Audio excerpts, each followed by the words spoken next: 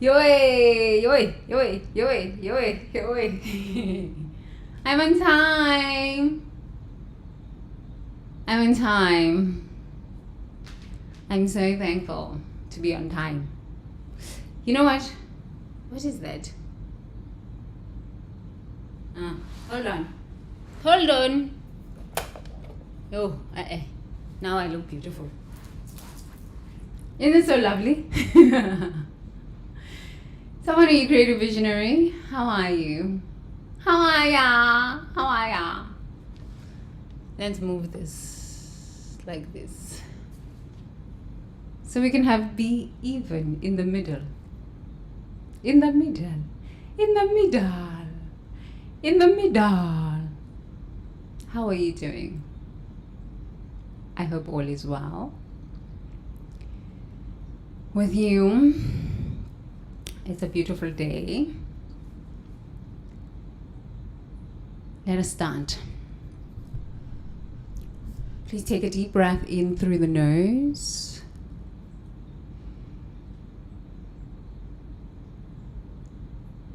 And out through the mouth.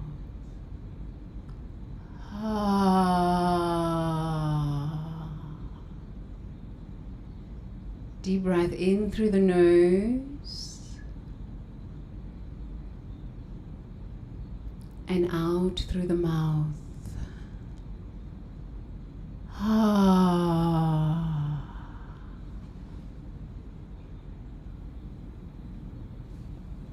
Okay, today I know it is a good day for us to just be still. Just be still.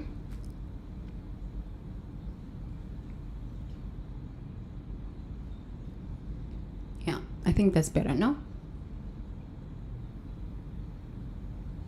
Just a slight change in the microphone, just a slight change in the dial has such a huge impact. So today I would like to start off with you just being still and breathing, and I am going to chant metta for you. Metta. May I be happy. May I be peaceful. May I be liberated from all ignorance. May I be liberated from all suffering. May all beings be happy. May all beings be peaceful. May all beings be liberated from all ignorance. May all beings be liberated from all suffering. So let's take a deep breath in through the nose and out through the mouth. And let it out with a big sigh.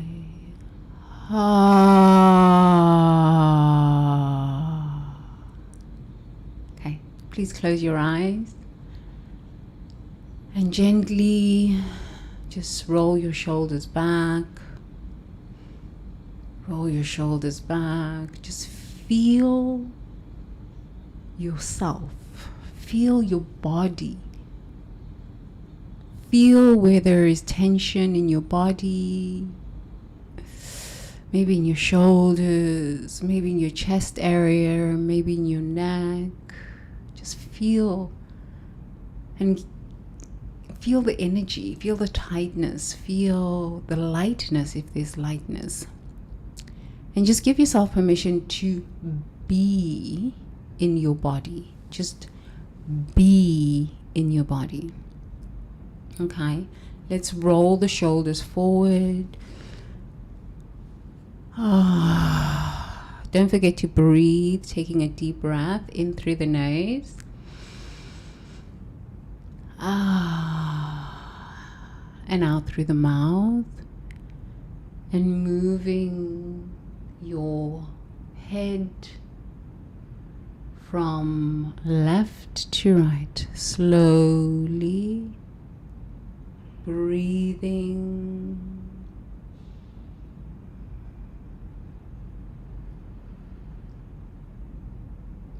and releasing with a big sigh. Ah.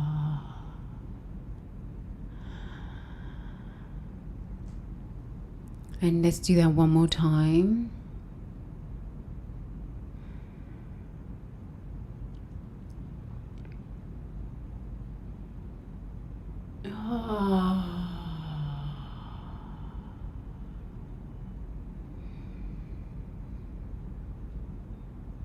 And back to center. And then I'd just like for you to just sit for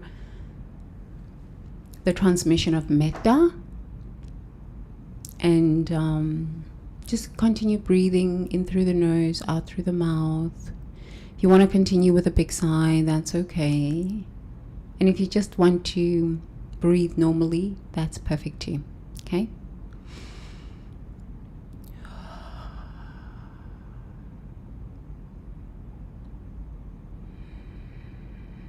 Enjoy the stillness.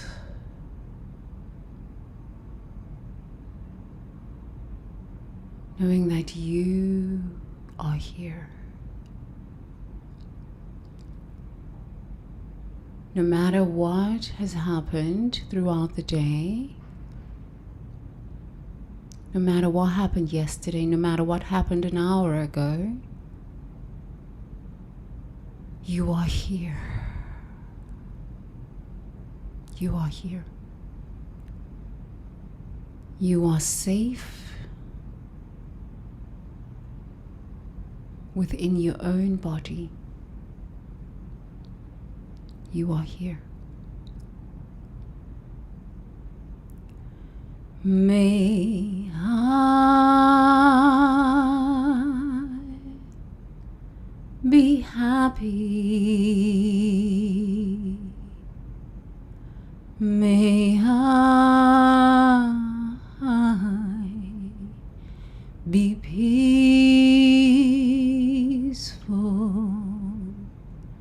May I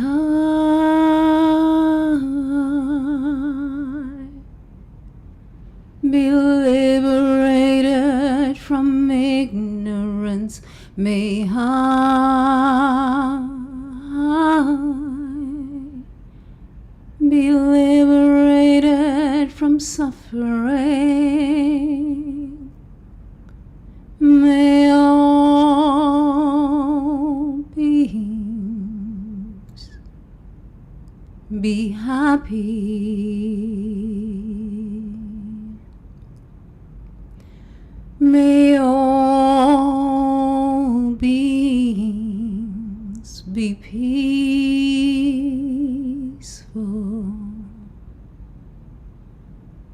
May all beings be liberated from ignorance. May all beings be liberated from suffering. Sadhu,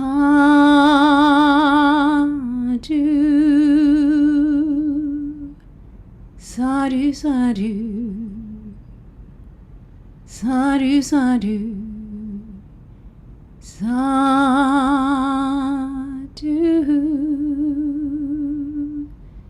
sadhu, sadhu.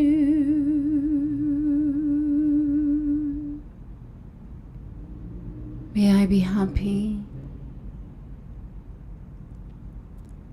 May I be peaceful.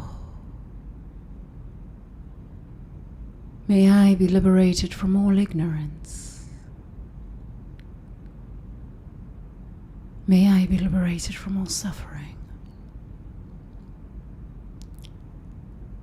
May all beings be happy.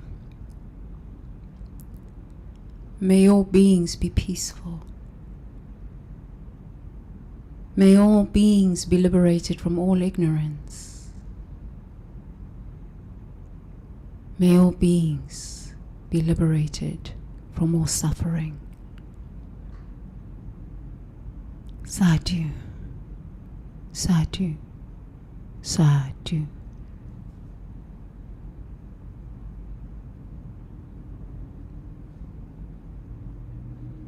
Gently take a deep breath in through the nose and out through the mouth.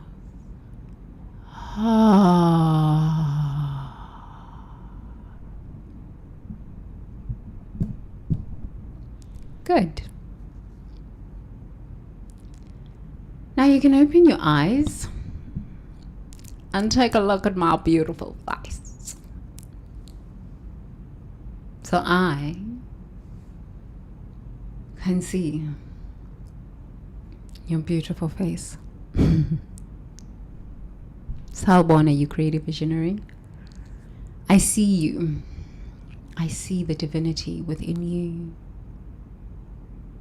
I call forth the divinity within you, the love within you, that is you, that moves through you, the grace, the peace, the joy, the allness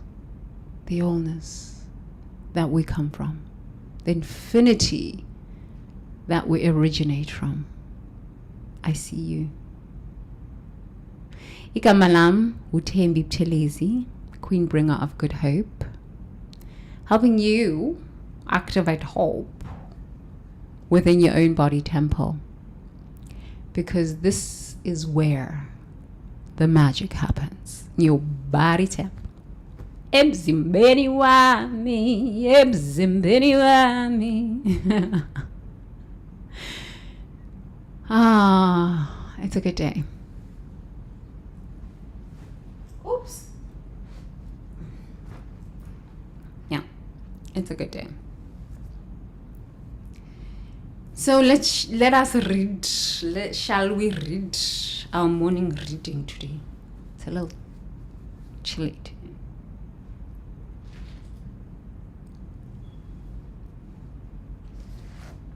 Okay. The theme for this week is the purpose you're too afraid to claim. Relational purpose. The love mission avoidance. I have not denied my purpose.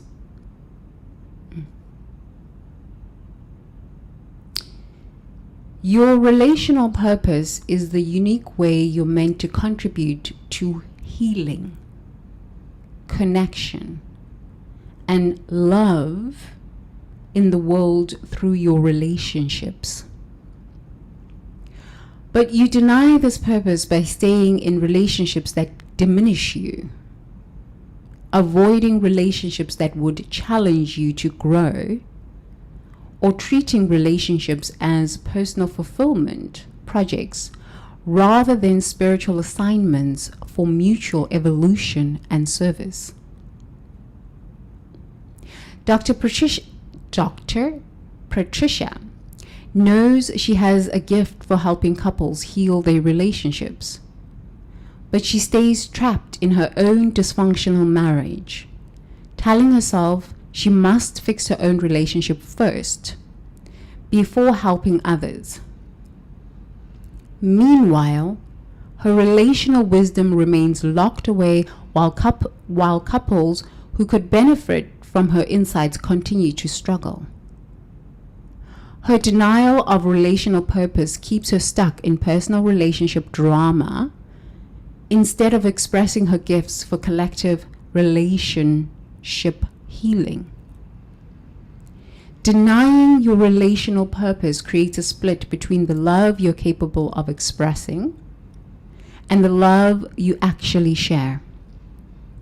You underestimate your capacity to heal relationships, to model healthy connection, to teach others about love through your example. Your nervous system knows you're meant to be a healing presence in others' relational lives, but fear keeps your gifts contained. Embodiment practice. Feel into your natural gifts in relationships.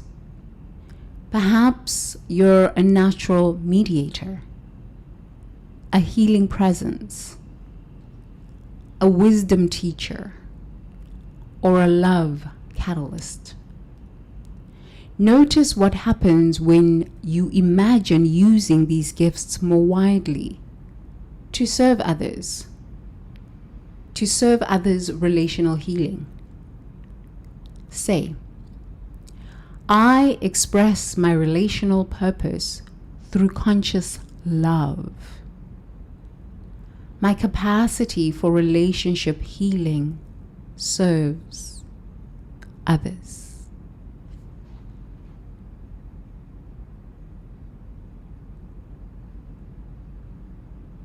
Okay, let's read again. Let's read again. Your relational purpose is the unique way you're meant to contribute to healing, connection, and love in the world through your relationships. But you deny this purpose by staying in relationships that diminish you, avoiding relationships that would challenge you to grow, or treating relationships as personal fulfillment projects rather than spiritual assignments for mutual evolution and service.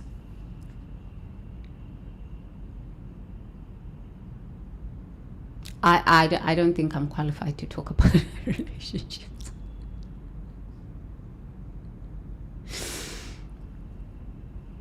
I don't know. I don't think I'm qualified to talk about relationships. I don't really think I'm qualified to talk about relationships, but we'll try this. Okay? We'll try. We'll try this. Okay. So, the reason I started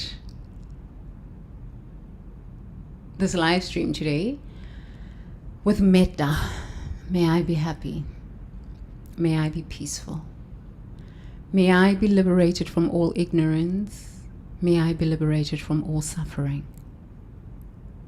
may all beings be happy, may all beings be peaceful, may all beings be liberated from all ignorance, may all beings be liberated from all suffering.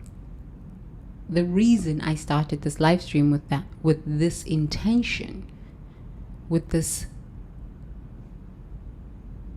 connection to a higher realm of wisdom, is because I too find myself being toxic. I too find myself in ignorance. I too find myself in suffering. And when I am unhappy, I am unpeaceful. Is that even a word? Not peaceful. In ignorance, I suffer. And when I am suffering, I cause suffering to those around me unconsciously.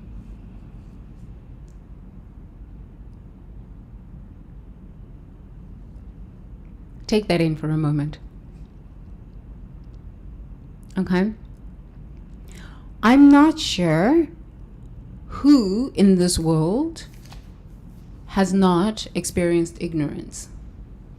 I'm not sure if there's anyone in this world that has not experienced ignorance. Anyone on this planet that has not experienced suffering. Anyone on this planet that has not experienced chaos and a state of pure misery.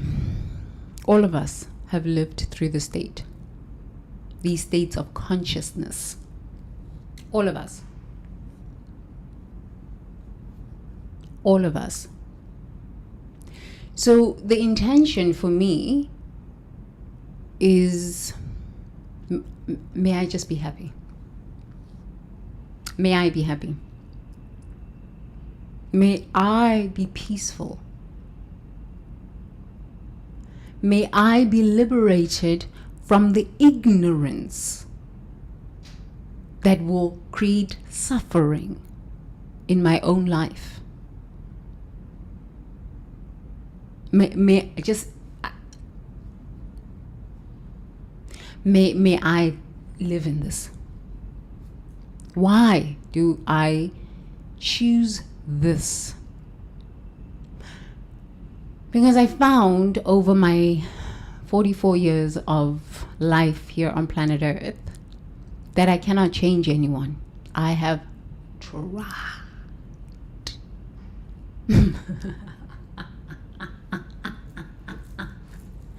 I have tried. And then I realized my own ignorance. Yes. I said, I am not God.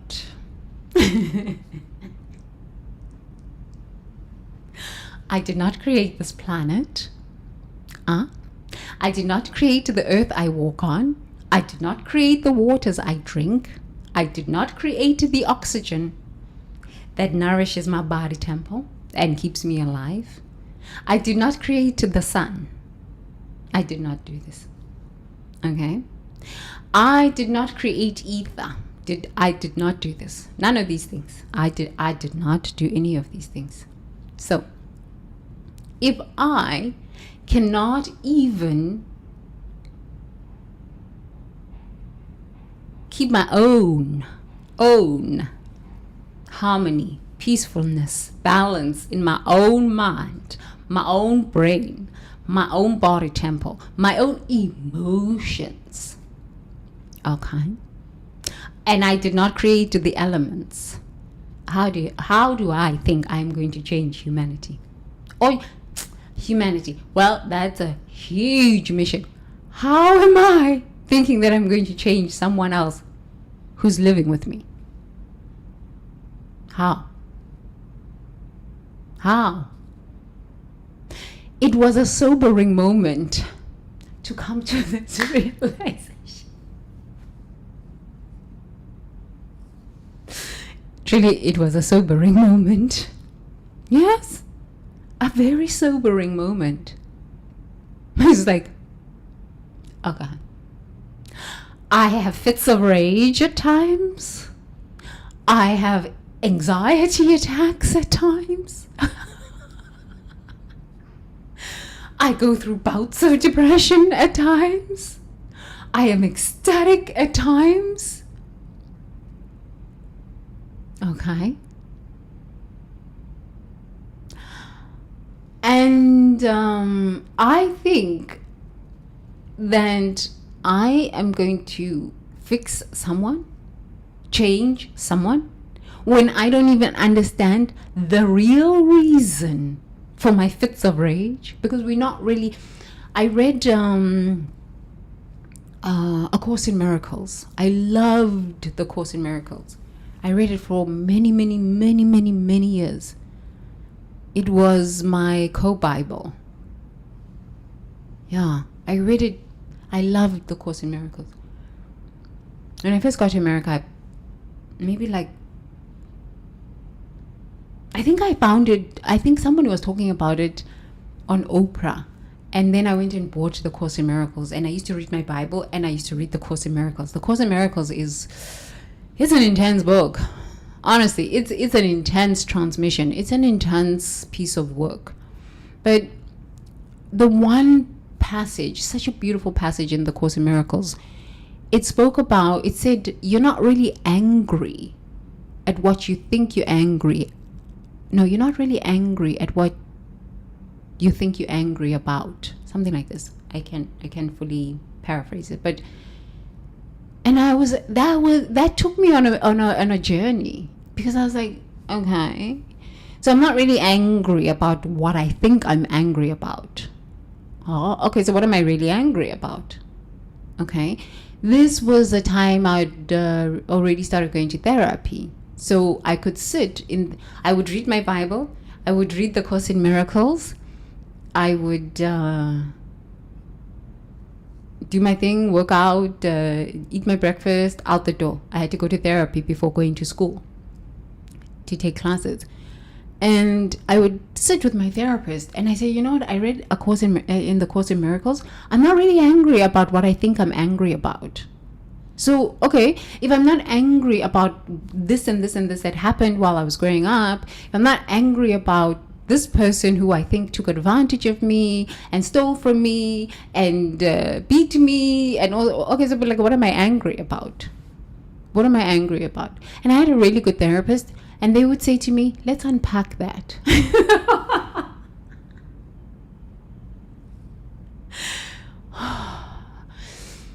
Honestly, when I first started to going to therapy, I just wanted somebody to solve my problems. I'm just like, okay, but like I'm telling you what I read in the Course in Miracles, okay? I'm not really angry about what I think I'm angry about. Tell me what am I angry about? I've just told you my whole life story as I've known it and experienced it. So what am I really angry about? Tell me. Tell me what to do. Tell me. And the therapist used to say to me, let's unpack that. And as I would talk and just unpack the different connections to the anger or the different angles of why I thought I was angry about this situation that I came to therapy about, I started to realize that it was more intricate than just that one situation. So let me make an example. So let's say I had a tiff with my husband, and he went to work, and I would go to therapy and would be having this conversation. And the therapist, because they were American and really didn't understand the cultural context from which I came from, it was really good because they could help me understand the American context of why Robert would do what he would do. And I'm like, but it's not right. It's not right that he does that. It makes me feel Americans. Okay, let me be specific. Americans can just yowl. Okay. And I would say to my husband, especially the first few years, I'm like, when you yell like this, it scares me. It makes me feel like I just want to run away. It really scares me. I don't like people who yell. Why? Because I grew up in a situation where yelling meant somebody's coming to kill you or something like this. It was just so chaotic in South Africa during that time. So I couldn't handle people who yell. I still can't handle people who yell. Now I've become a little better at it. I have started yelling of living with an American, and like I find that Americans can just express the anger. I could never express my anger. I used to stuff it in and cry, and then after crying I would punch I would do practice Billy Blanks and Tybo, and I would just punch, and I had what is it? What do they call it? Punching bag. I had a punching bag, but it was like a blow up punching bag, and I ordered a Billy Blanks tape, a Tybo tape, and part of the package I loved infomercials. Oh my god. When I first got to America, I loved infomercials. I mean, it's like, but wait, there's more. So I ordered this Billy Blanks Tybo workout, and it came with a punching bag, and it was a blow up, and used to pump it. And every time I would like feel really enraged, I would go downstairs and just start punching that punching bag, and I would like work through that anger through punching. And then when I would go to therapy, I would tell the therapist how I was working through my anger. But I found that Americans can just express their rage. Americans are just really good at this. They are like, I've learned so much from being in America, and for this I'm thankful, and just being around an American. They express their rage, and then they're like, okay, I feel better now. I'm like, but to me, it feels assaulting to my chakras. Like, my chakras are assaulted right now. I'm like traumatized by this.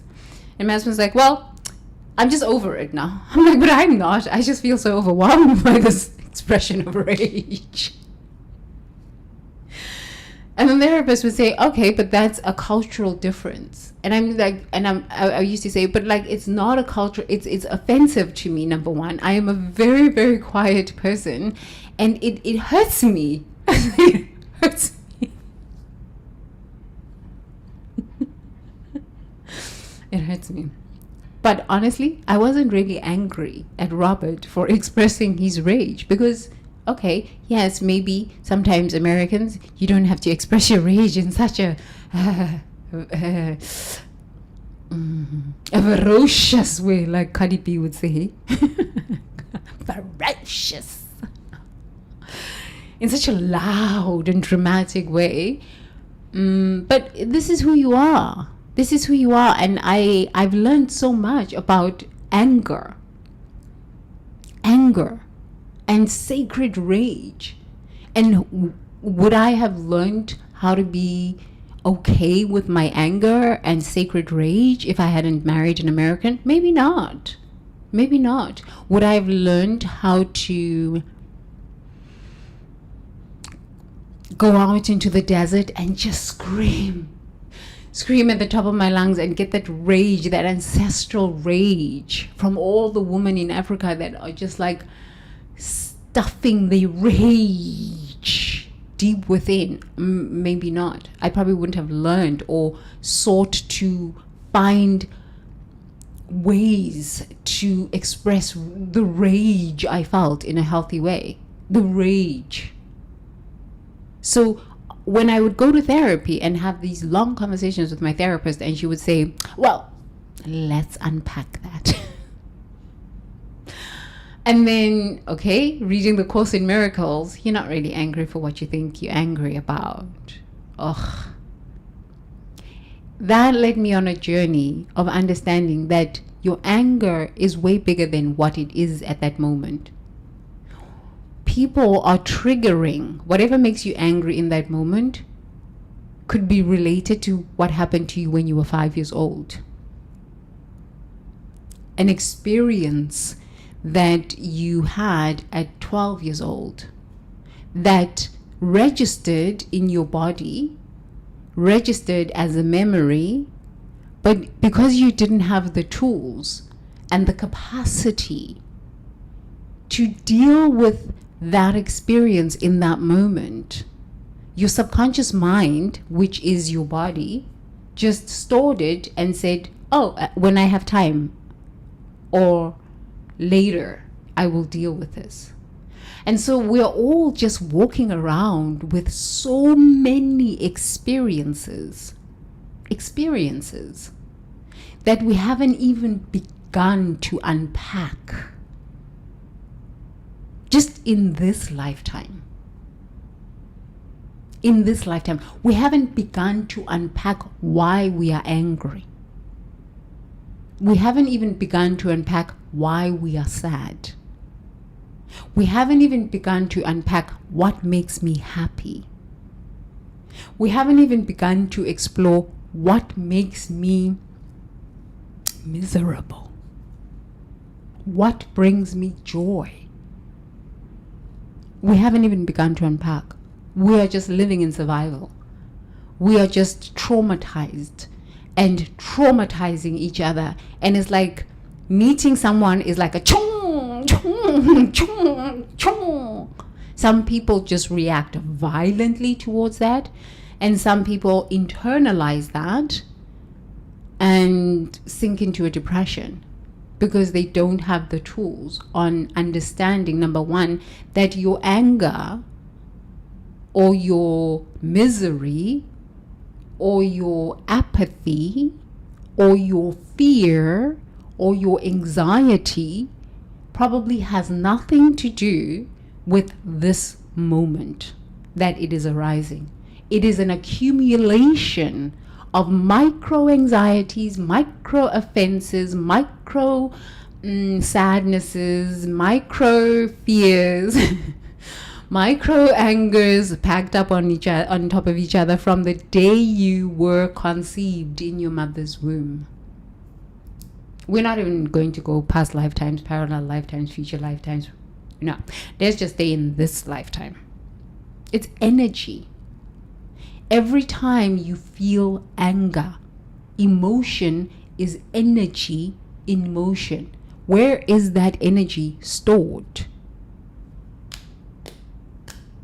In your body temple. It is a memory, yes. And it is a subconscious memory. Your body is the subconscious mind.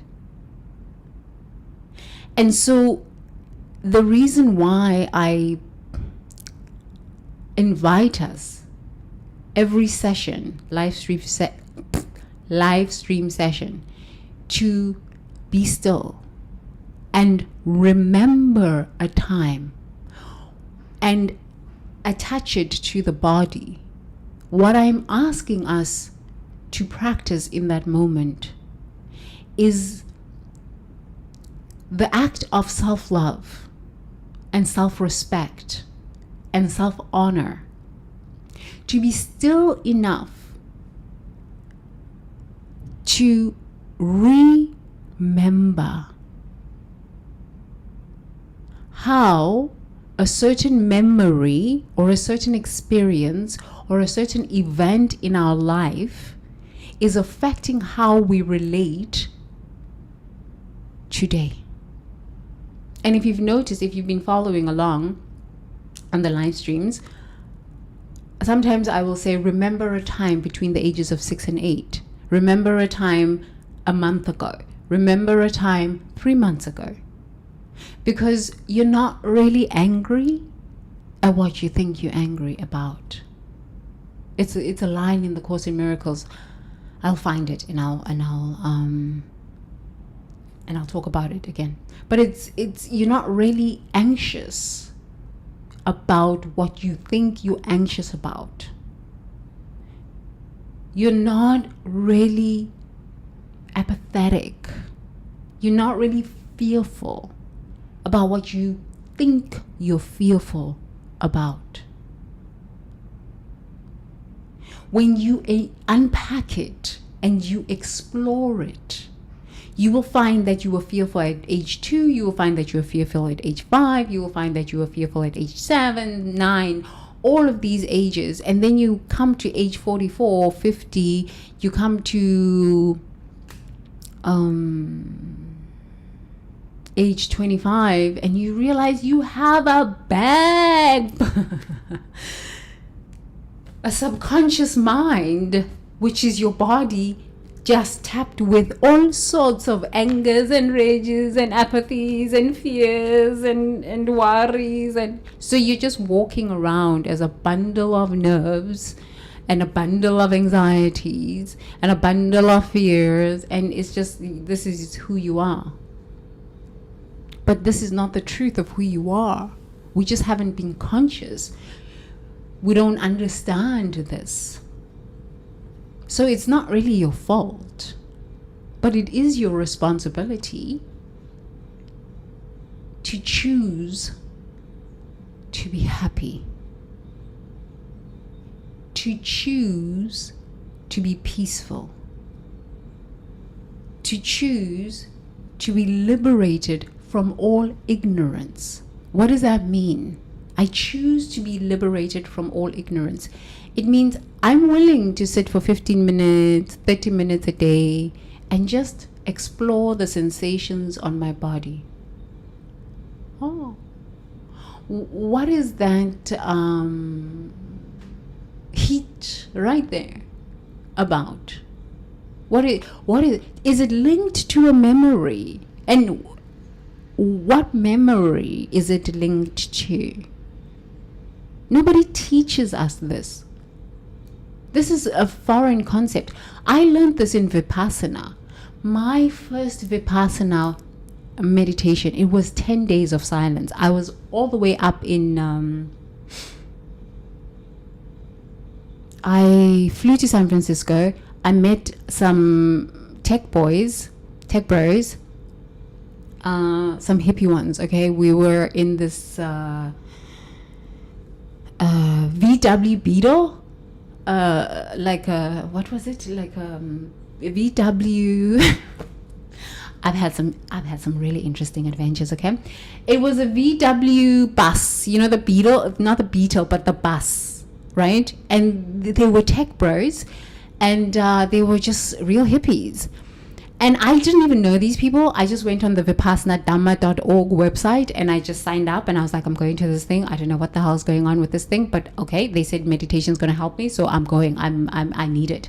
So I signed up for this Vipassana on dhamma.org, and then there was a group where if you needed ride share from San Francisco airport all the way up to Occidental, that's where the retreat was, up in the boonies, in the woods.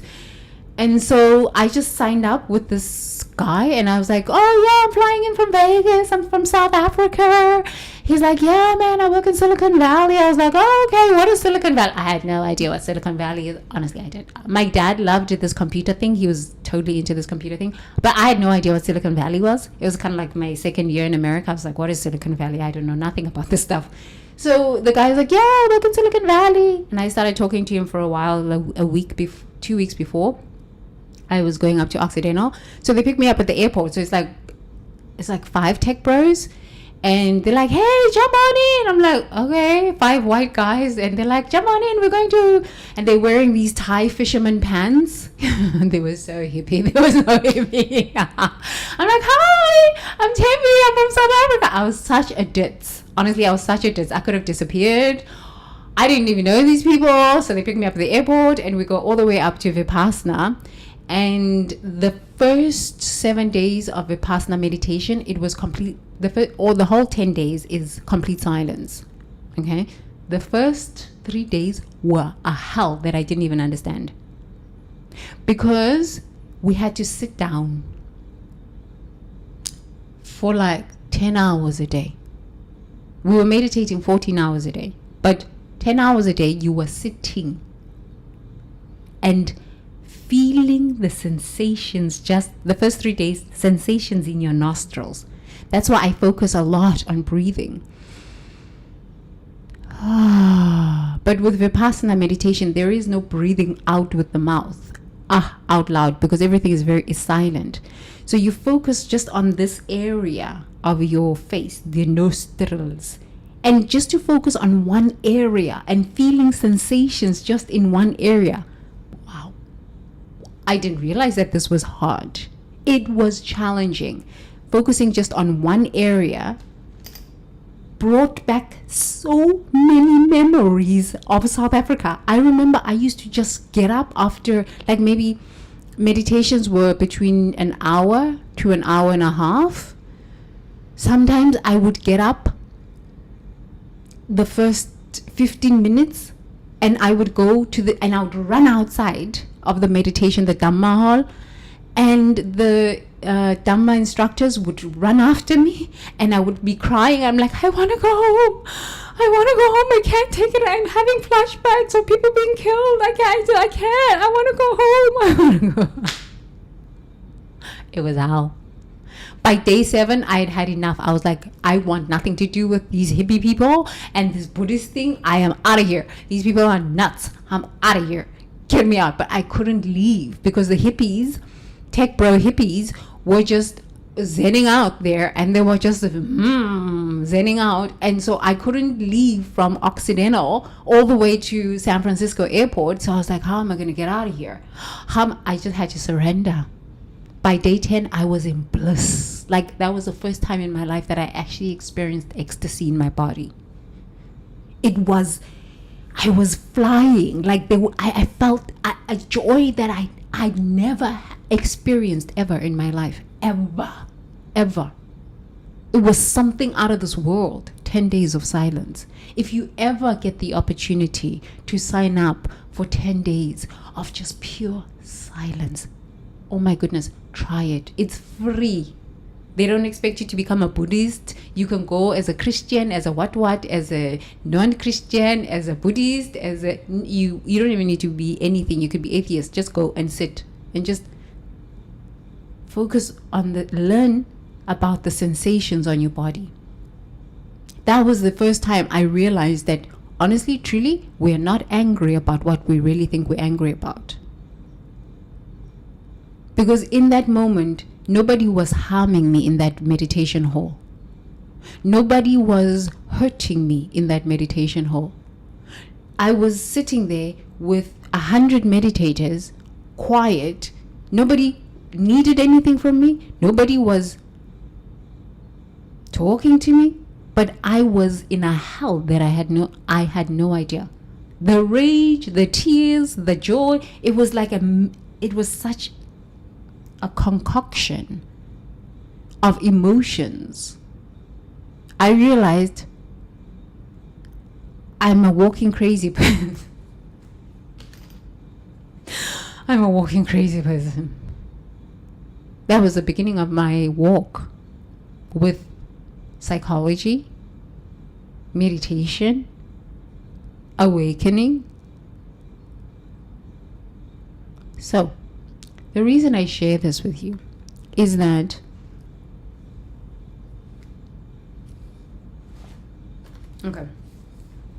Dr. Patricia knows she has a gift for helping couples heal their relationships, but she stays trapped in her own dysfunctional marriage, telling herself she must fix her own relationship first before helping others.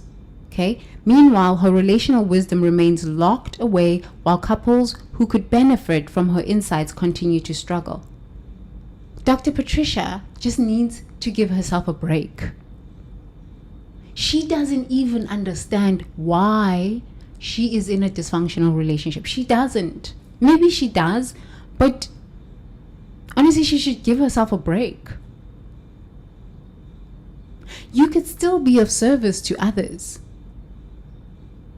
in a dysfunctional state. But when you start looking at your own life and you're like, but I'm not happy, you're not serving people at the highest levels. You're not being completely authentic. But who teaches us what authenticity is in our healing practice? In our walk as a human, who teaches us this? Nobody.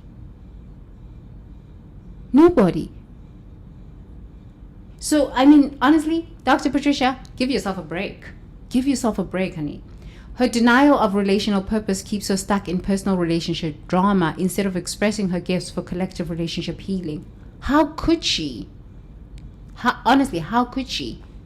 If you grew up seeing drama in your household, drama follows you. Because on a subconscious level, which is on your body, you have an addiction to drama. Or you have an aversion to drama. So anytime you experience drama, you react in such inauthentic ways. But you don't even know what your true authentic way of relating is. So honestly, if you're a therapist, you're a couples counselor, you are a minister, pastor, all sorts of these things, and you're helping people, or you're just a friend helping people with their couple stuff, their money stuff, which probably you shouldn't get yourself involved in these things. Or you are just a person in a relationship, married or boothing, bathing. My suggestion is focus on yourself. May I be happy. May I be peaceful. That intention will lead you to a path of finding out, why am I not peaceful? When you find out why you're not peaceful, you investigate this, explore this, unpack this, and you say, I'm willing to just be peaceful, happy, liberated from liberated from the ignorance that causes suffering in my life. Everywhere you go, you bring happiness, you bring wisdom, you bring peace, because this is what you are.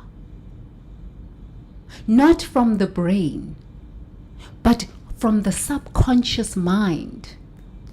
The subconscious mind. Forget the neocortex. Okay, that's a very small part of our functioning abilities here on planet Earth.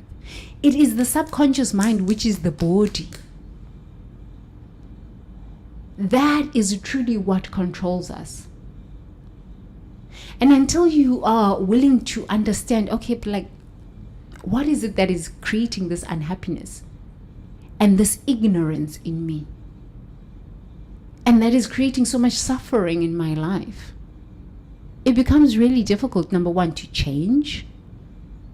So you just repeat these patterns over and over and over many, many lifetimes. Because at the point of taking your last breath, your body is filled with anxieties and depressions and all sorts of fears. So you transition to the next life experience with these subconscious mind fears and anxieties and sadnesses and depressions. So the next life you wake up, same thing. Because God does not die. Energy cannot be created nor destroyed. This is how we keep repeating cycles. You keep meeting the same people from the past lifetime, same people from the past lifetime. You're like, but like, I thought I'd overcome this. You haven't, until you understand how it shows up in your body, which is your subconscious mind. Right now I'm working on money.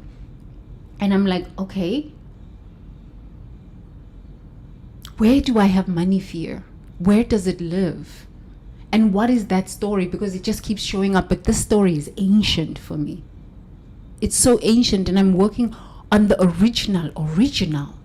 And I'm going back many, many lifetimes on this. But like I'm asking myself, where is it showing up in my body? Because for me, understanding this and realizing that it's linked to my body, but maybe a past lifetime and maybe very, very ancient. And until I find that root cause, I know that I'm going to keep having these experiences that are just like, whoa, man, whoa, woman. So I'm willing to find the ignorance. Where is the ignorance here? And the ignorance is not in someone else out there. It's in the way I have interpreted an experience that keeps just reoccurring in my life. And I'm just like, okay, enough now. Enough. So honestly, the experiences of pain in our relationships, especially when it comes to purpose, you have no idea why you are afraid of stepping fully into your purpose, because you don't, number one, even understand how big your purpose is. And what does it matter what big or small means to you or means to me? It is what you deem it to be. So with Dr. Patricia, yes, she has a gift, right? So she has a gift of being a healing presence for others. She has this beautiful gift. And maybe this gift developed because she grew up in a home that was dysfunctional, and she now understood her own, or maybe just psychologically understood that home life was unhealthy, and she wanted to bring wholeness into relationships, but she's stuck in a dysfunctional relationship because there's probably parts of her psyche, her subconscious, that hasn't fully healed. And it doesn't make her a bad doctor. It doesn't make her a bad therapist. It makes her human. It makes her human. Doctors are human. You are human. Okay, you're a spiritual being having a human experience. Okay, great. But still, you're still human. And we are all working through our experiences until you take your last breath. This is the good news. You're going to be working on this and exploring this and enjoying this process until you take your last breath. So the sooner you become excited about exploring yourself, exploring why are you not happy, and make the intention, may I be happy. Why am I not peaceful? And make the intention, may I be peaceful. Why do I keep experiencing the same problems over and over and over and over and over again, and the same angers and the same eruptions of rage and fear? Let me make an intention. May I be liberated from the ignorance that keeps me in this cycle of dysfunction. May I understand through wisdom, the wisdom of my subconscious mind, which is my body temple. That's going to take me to make time to sit and understand fear in my body, sadness. Okay. And love myself through that. And honor my body temple for the wisdom that it is speaking through that fear that is arising in my body. The intuition. Honor that. May I be free from all suffering. When you are happy, when you are peaceful, when you are liberated from the ignorance because you've given yourself time on every day to sit through the discomfort in your body, the joy and ecstasy that you feel in your body, and be grateful for it, even the fearful thoughts and fearful sensations and all sorts of things. Just sit through it every single day and say, okay, I'm here to honor you. Speak to me. Intuition, speak. I'm willing to listen. You are free from suffering.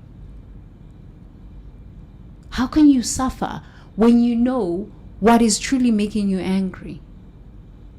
So even when somebody comes to you and starts wah, wah, wah, wah, wah, wah, wah, you're like, okay.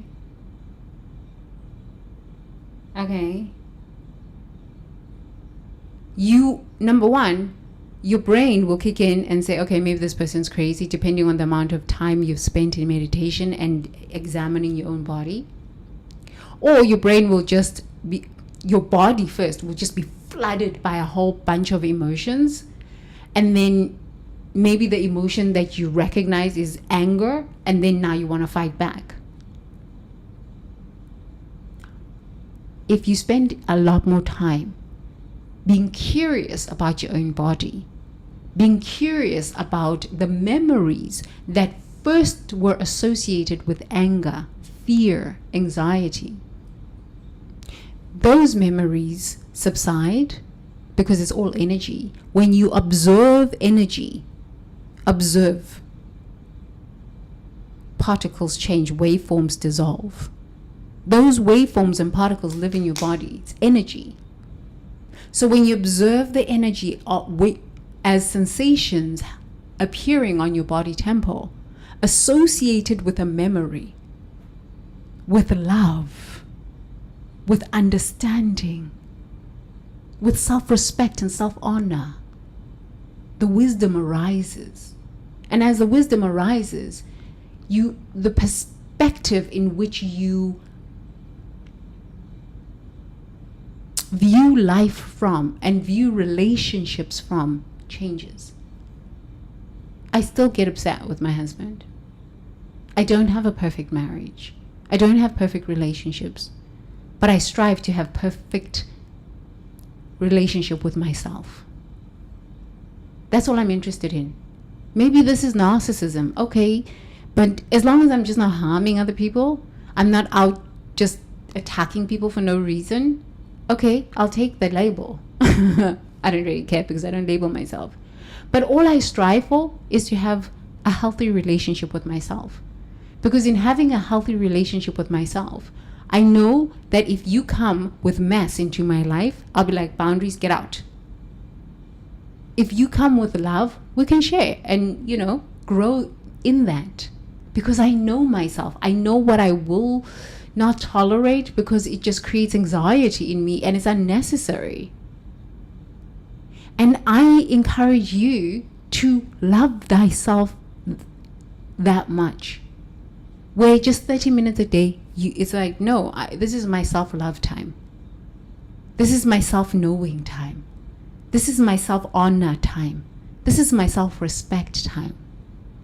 Where you can just scan your body and say, I wonder what that is about. Why the heat here?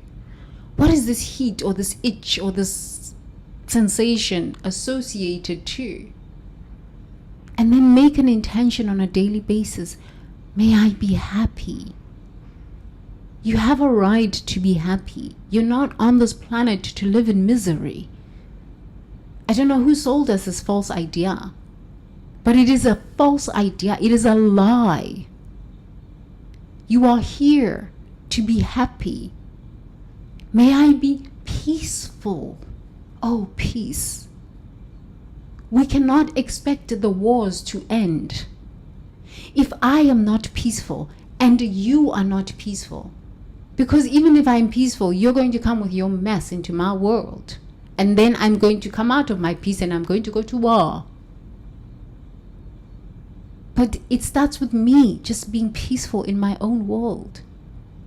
And it starts with you joining me in that peace. Just know thy body. This is your subconscious mind. It controls 80 to 90% of what you are, what you do on a daily basis. Once you know yourself, love yourself, your imperfections, your angers, your rages, your apathies, your depressions, your fears, and say, okay. I don't know how long I'm going to be on this planet, but I make a commitment to myself that every day I'm going to explore myself and find something new. Yesterday I found out that I had anxiety here. 2 weeks ago I found out that fear is, kind of lives here. But that fear was associated with exams. Okay. You don't know. You don't know. Wisdom is understanding who you are. Number one, just whose you are. You are the face of divinity. From intelligence you have come. And in intelligence and wisdom you remain. So this is why you make the intention every day. May I be free from all ignorance. It is ignorance that keeps us in wars. It is ignorance that keeps us in poverty.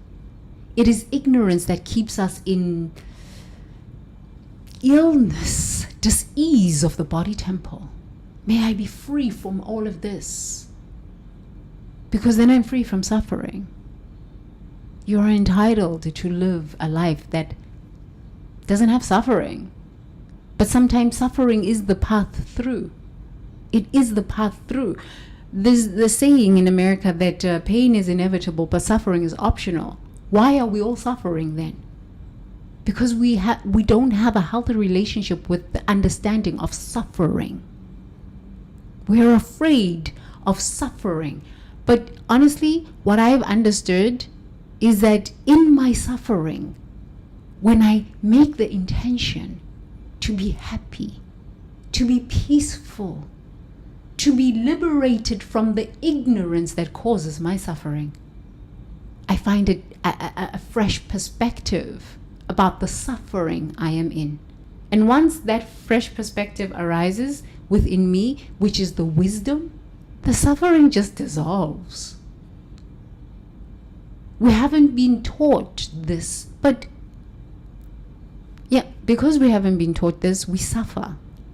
So don't beat yourself up about it. You just didn't know. It's okay. Not a big deal. Not a big deal. Not a big deal. If your relationship is kind of stressful and you are in relationship hell, financial hell, body hell,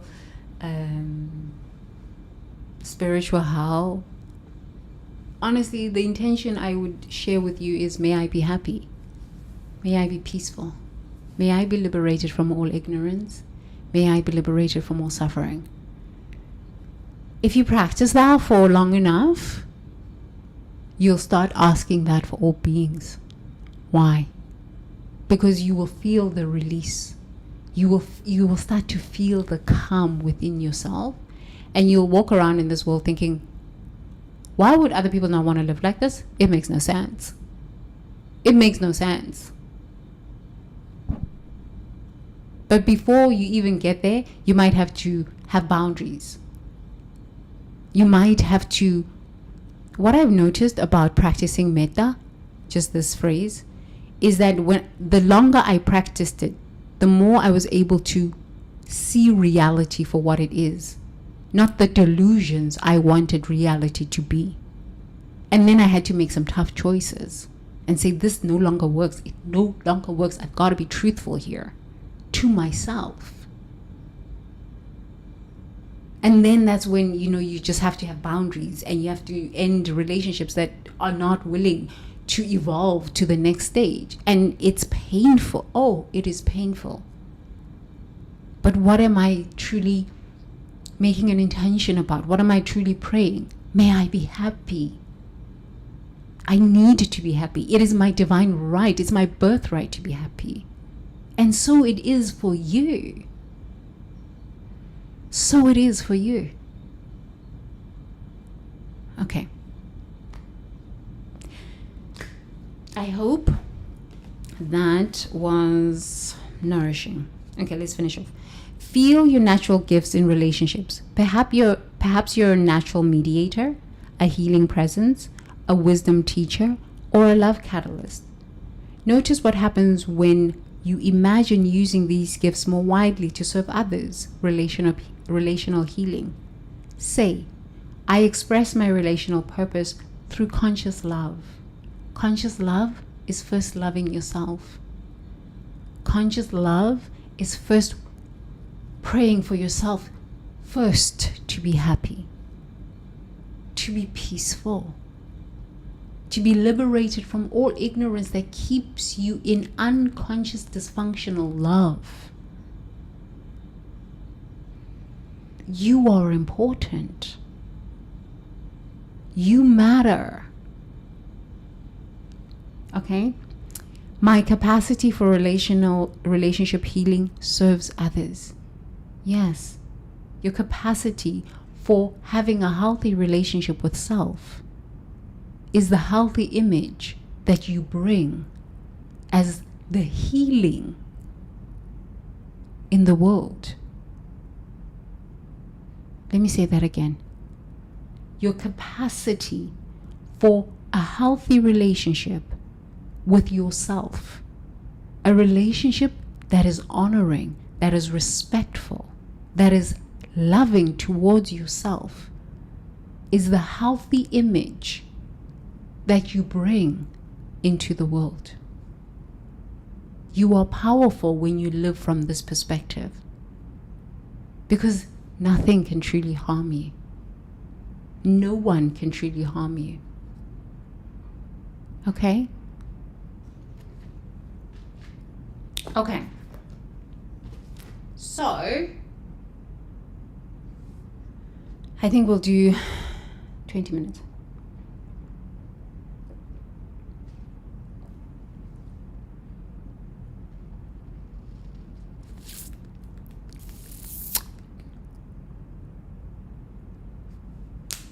I know what to do. Okay, so please close your eyes.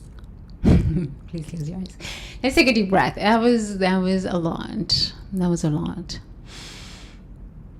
Taking a deep breath in through the nose and out through the mouth.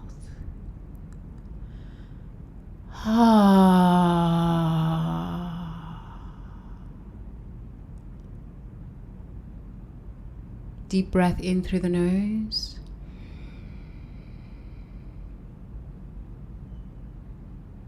And out through the mouth.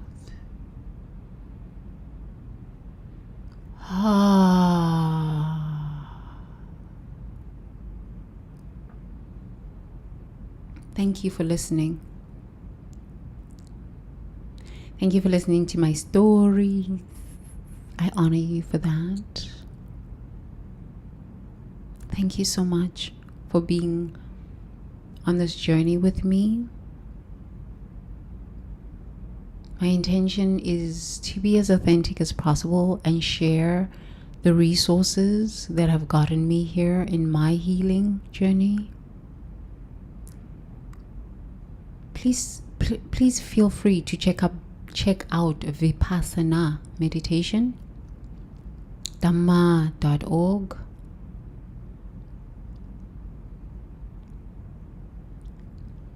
But we'll start here together. May I be happy. May I be peaceful.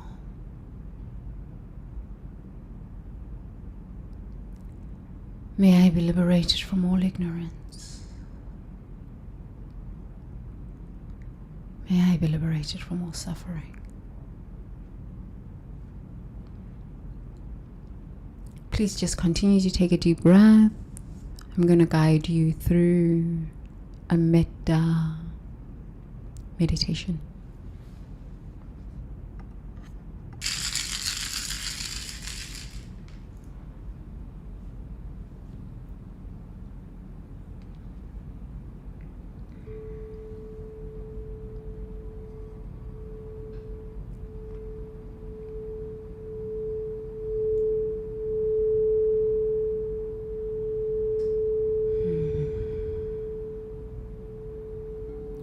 You are safe.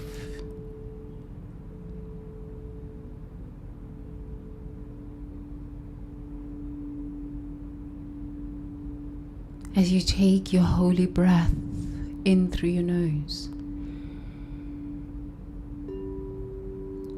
and out through your mouth.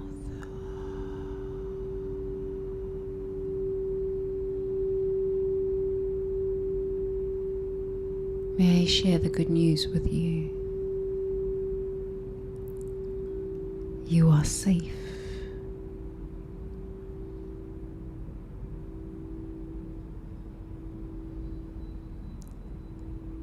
As you sit with me here in this sacred space, no matter what is happening in the world,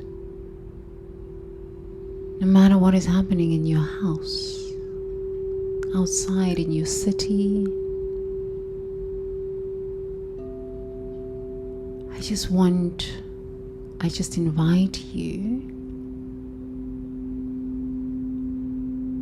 to the sacred moment between you and I as we sit here together.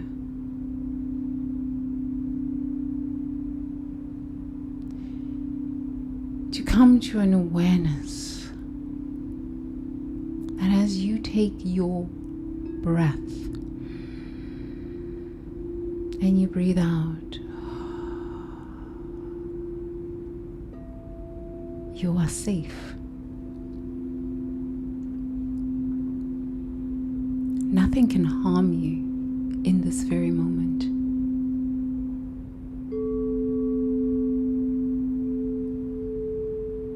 In this very moment, the truth is nothing can harm you. You are safe.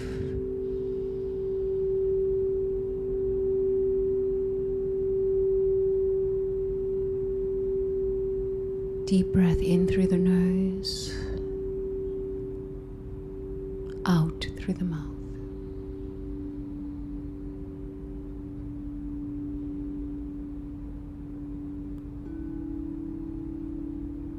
You are safe.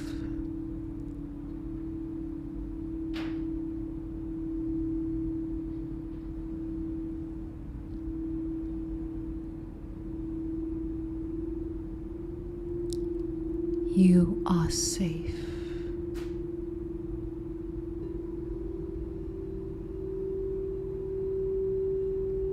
I'd like for you to be aware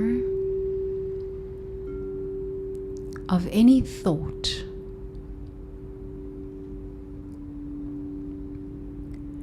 that arises within you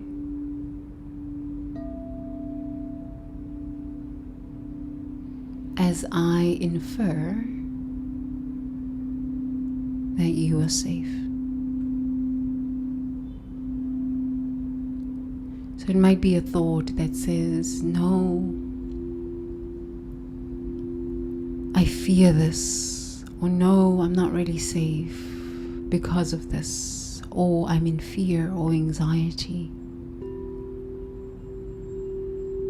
As I repeat the statement, you are safe, I'd like you to notice that thought that arises.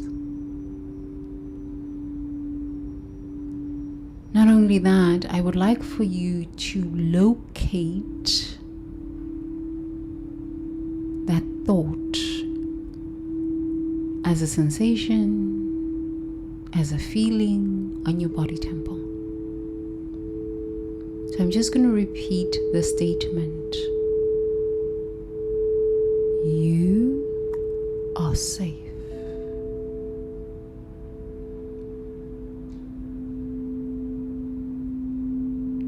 And notice where on your body temple a sensation arises that contradicts my statement.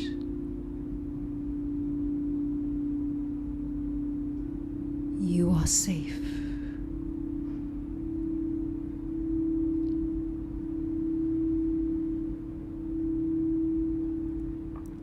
Now, what I would like for you to do is take your finger and wherever you feel the sensation on your body temple, as I repeat the statement, you are safe, place your finger right there. Okay? So let's take a deep breath in through the nose. And out through the mouth.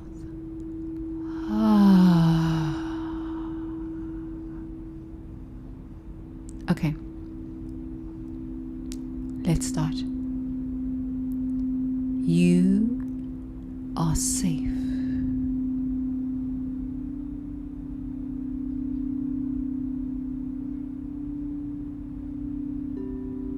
Where do you feel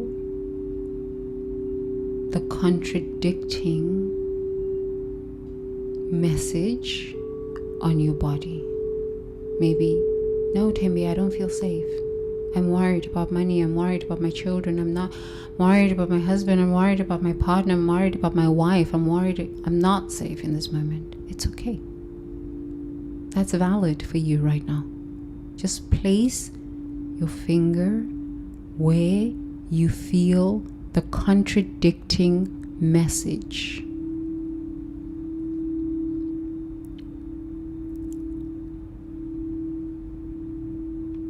You are safe.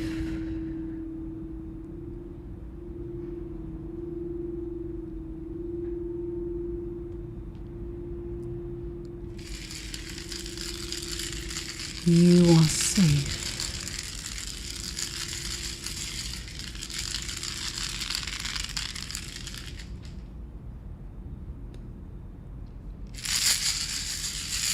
You are safe.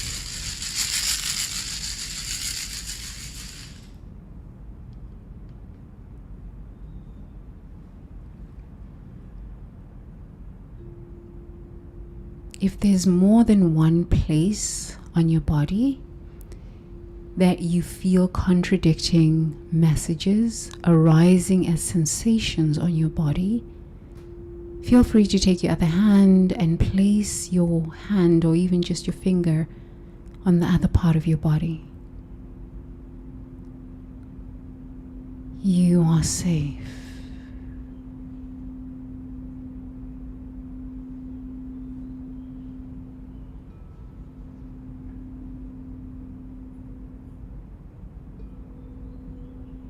You are safe.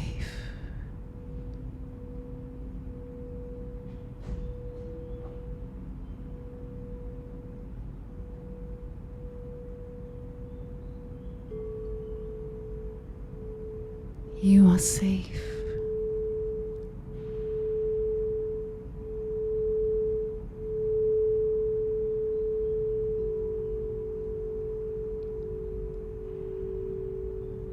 You are safe.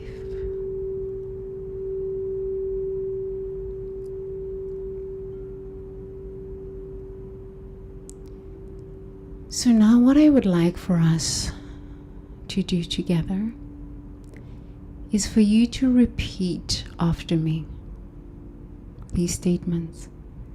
You can still have your finger, your hand, where you feel the contradicting messages as sensations on your body.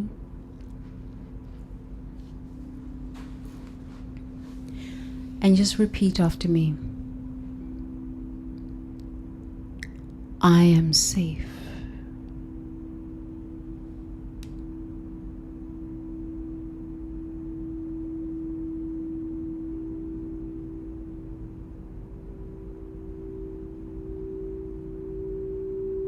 I am safe.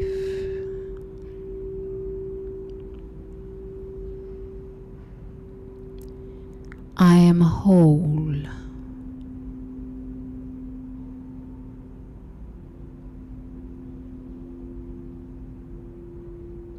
I am safe.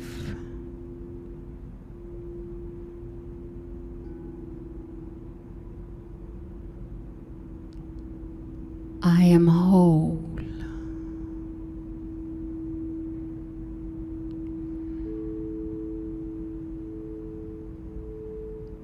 I am safe.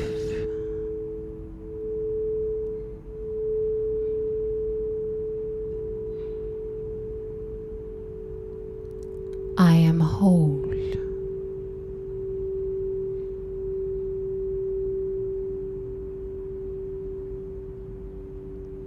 I am safe.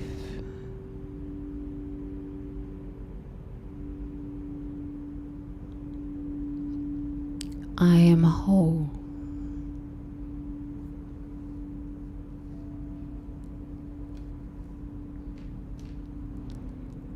I am safe.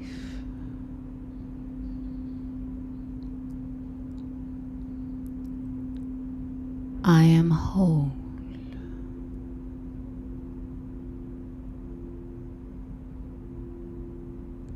I am safe.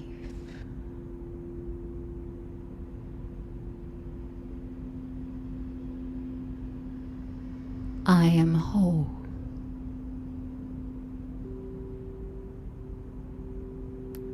I am safe.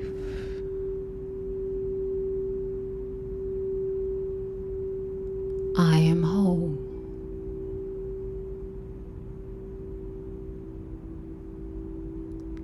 I am safe.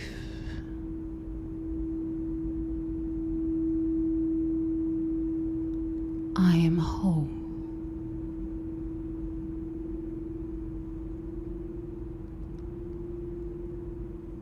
I am safe.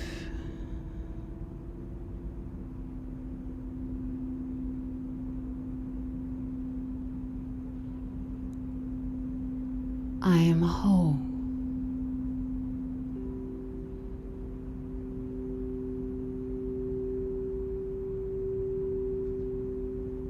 I am safe.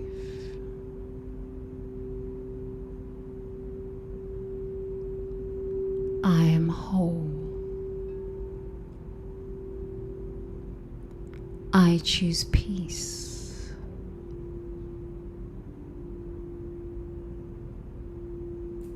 I choose self-love.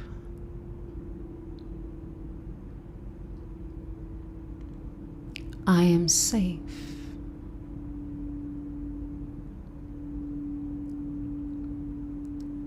I am whole.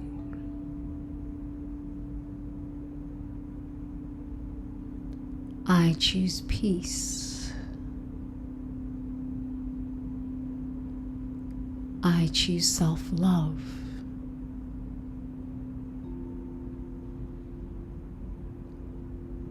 I am safe.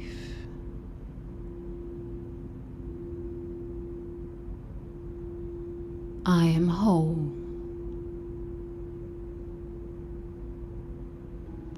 I choose peace. I choose self-love.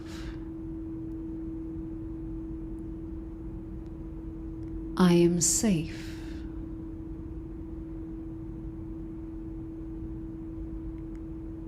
I am whole.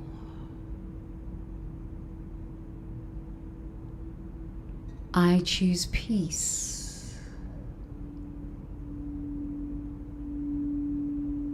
I choose self-love.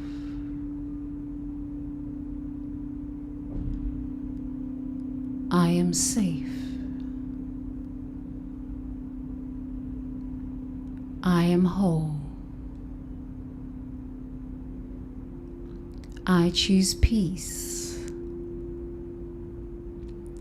I choose self-love. I am safe. I am whole. I choose peace.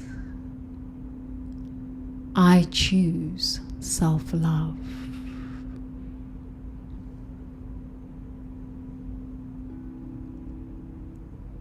Please make sure that you keep your eyes closed. Let this moment just be your moment.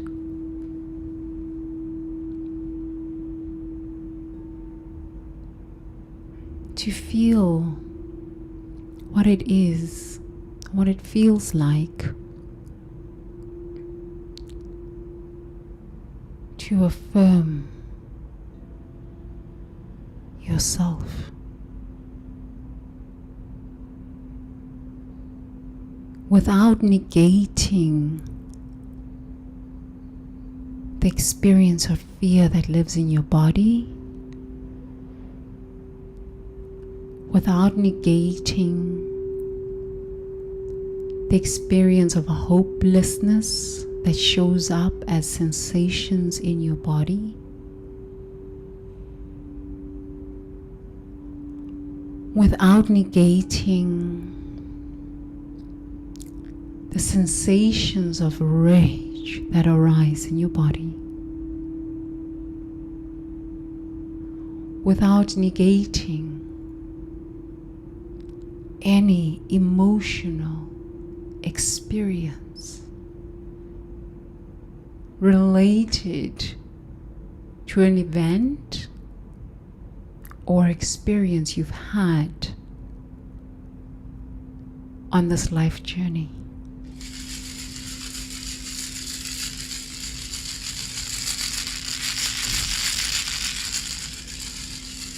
We welcome those sensations, those emotions. We welcome them without judgment, but instead curiosity.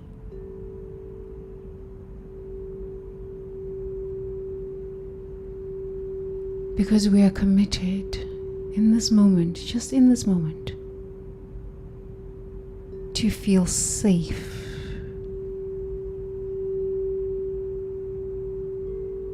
in our bodies. So let's repeat again. I am safe.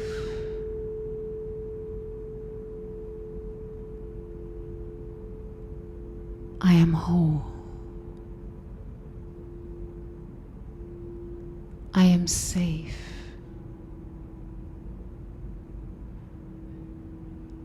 I am whole.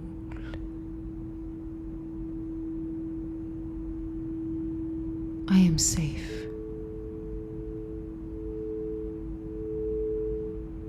I am whole. I am safe.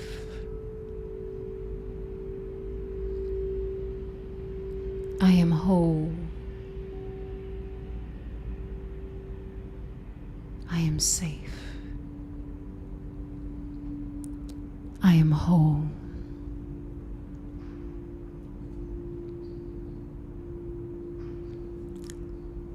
Good. You did really well today. I'm really proud of you.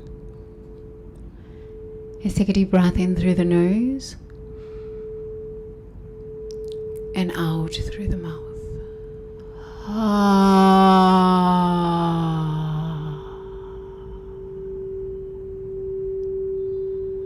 another deep breath in through the nose.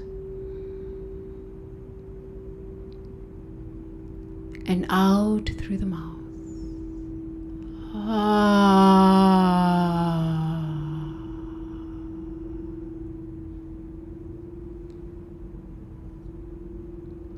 Good. Please gently open your eyes.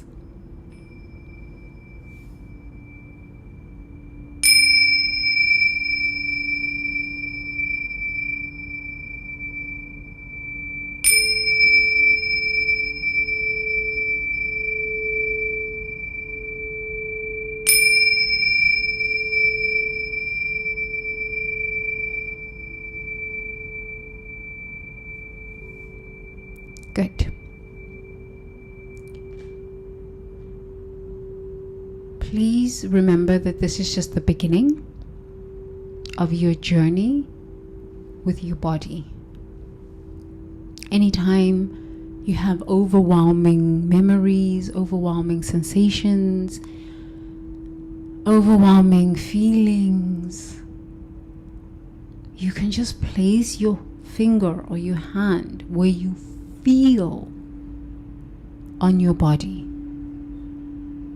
and you can just start breathing and repeat, I am safe.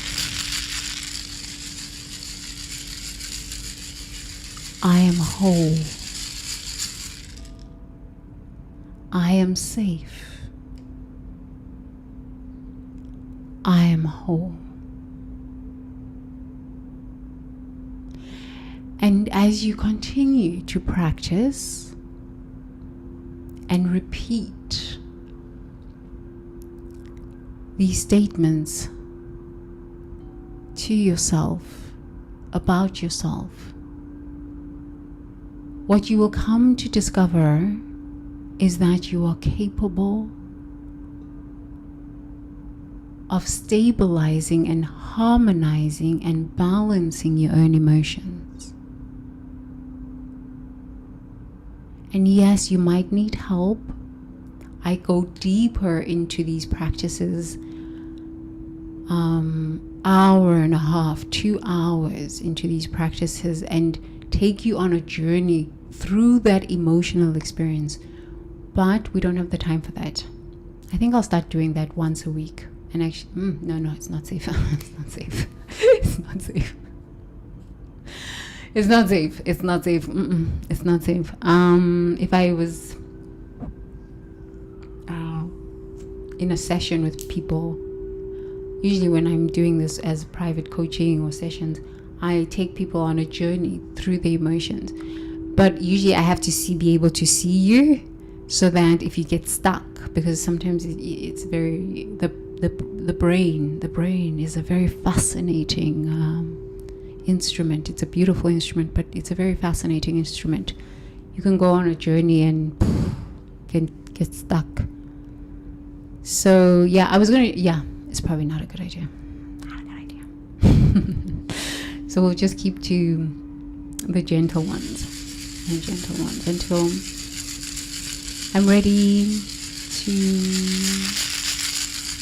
provide them to groups. Yeah, I'm thankful for your presence. Thank yourself for trusting yourself through this process. If you've never gone through a process like this, it could feel very different. But please make sure that you repeat these processes. I put up these processes on YouTube as just a separate process. So our mindfulness mentoring sessions are always a separate process. So if you don't want to listen to the whole 1.5 hour live stream, you can just get the process, just the part of the live stream, which is the meditation process or the mindfulness mentoring session of it. And continue repeating for yourself. You never know where you're going to be. If you had told me that I would be here 23 years ago, I would have laughed. No, I would have been said, give it to me fast, please, give it to me fast. I didn't realize it was going to take me this long. But I'm grateful for the whole journey. I'm grateful for it. It's possible for you. I believe in you. You can do this. I love you long time. Long time. Long time.